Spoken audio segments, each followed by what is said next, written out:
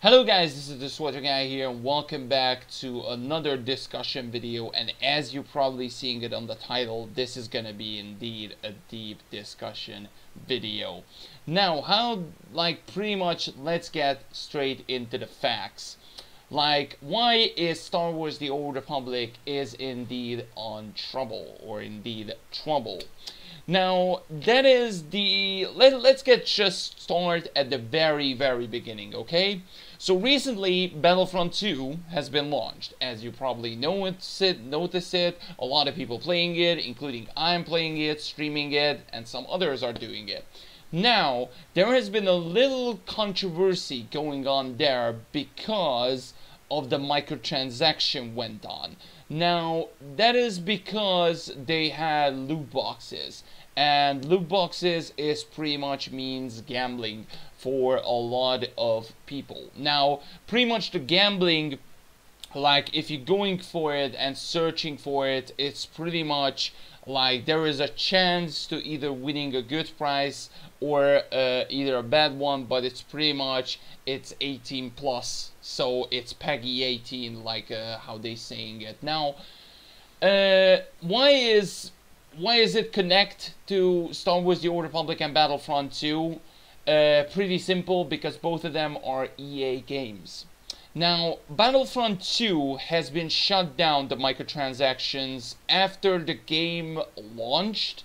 So it was 2 days after the game launched, they shut it down, the microtransaction. The reason behind it, because of the communities pushing it. Now, in case you're not familiar how it goes, pretty much on the Reddit, one Reddit post made around the heroes are costing around $80, and one developer says they're going to fixing it and stuff like that, or they're trying to improve it, and it has been the most downvoted post ever on the history of Reddit, with over 6,774k or something, almost 680,000 people decided to downvote that one. And probably a lot of people, they seeing it, they cancel the pre-orders, they just don't want it to play a pay-to-win game.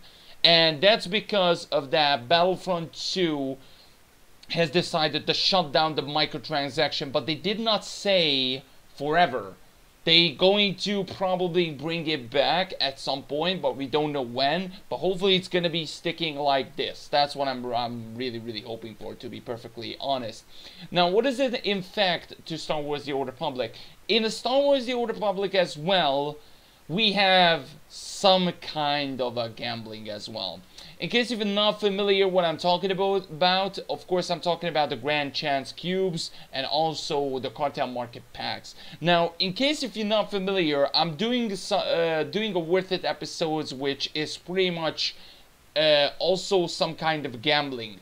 But in there, I'm not using real money, so I'm not paying it, not paying a certain amount of money for EA to actually go and buy these packs. Sometimes I do, don't get me wrong, sometimes I do, but that was rarely often.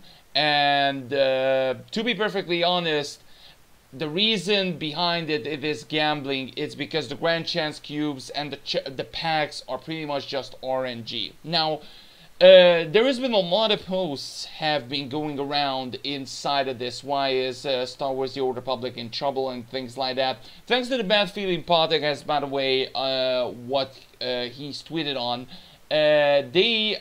One of the Belgium sites are criticized about the lock boxes, and pretty much everybody hates lock boxes, let's just face it. And Star Wars The Old Republic has it as well. Inside of it, there is the Grand Chance Cubes, which is pretty much like 1,000 items, all of a sudden one random item, and the other one, which is from the packs, and also there is gambling there. Let's just face it, it is gambling. And there is a lot of laws going behind this. Now, that's why Star Wars The Old Republic, and in fact EA, is in big trouble, because that means in some countries that is, for example, not allow gambling, that's pretty much like against the law. And Star Wars: The Old Republic, if I remember right, is rated PEGI 16 because of the sex scenes, or not sex scenes, but because like the romances and all kind of those stuffs, and probably some of the Sith brutalities. That is why it's PEGI 16. However, under between the two, so pretty much, for example, let's just say in my country, in Hungary, the adults starting at 18, but there is probably some people that is under 18. So those persons who are under 18 and doing chance cube openings and probably opening with real money, that is in fact against the law. There is, for example, a great country, for example, what they are talking about is Belgium. Now Belgium has a really interesting law, to say the least, and it says the policy of the accessibility of games of change for socially vulnerable groups, which would include underage groups that might be playing this game. As much as I hate to advise on behalf of gambling, I do need to mention that SWTOR is already rated PEGI 16 in the EU, which means that the target audience isn't small children. But I suspect that EA would still have to employ some sort of failsafe in SWTORs to prove young children from gaining access to the lockbox mechanics. Indeed, like, this is what a lot of people have been troubled in, and that is why underage persons should have not used the cartel market how they doing it. Like, for example, I would just say those persons who are under 18, they probably cannot open packs, but they obviously cannot purchase directly from the cartel market. But for example, they cannot use or open packs unless they're doing it on credits. So for example, buying it from the GTN and stuff like that.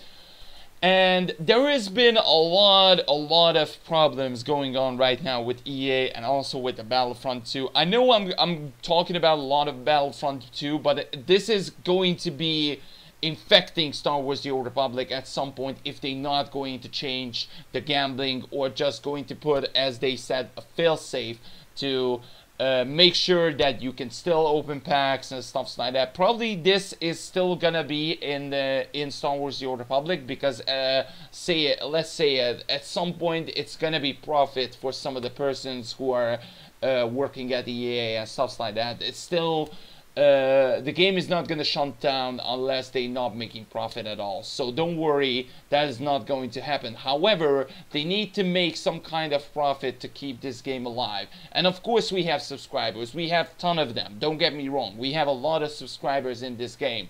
But however, some of the subscribers are actually won by codes, for example, like I'm doing it, or even sometimes subscribing it, sometimes you're not. That is why probably they need to do more content to keep the subscriptions alive. Otherwise, EA and Star Wars: The Old Republic is just gonna stuck in between the free-to-players and preferred players. That not means that is good or bad, but that means if we're not gonna get more profit out of the game, or the game is not gonna get more profit, that means the game cannot go and move forward. I don't know about this, to be perfectly honest. I'm just speculating and discussing, and I want your feedback. Like, to be perfectly honest, this would probably help a lot for either EA and probably for Star Wars: The Old Republic, especially Eric Musco as well.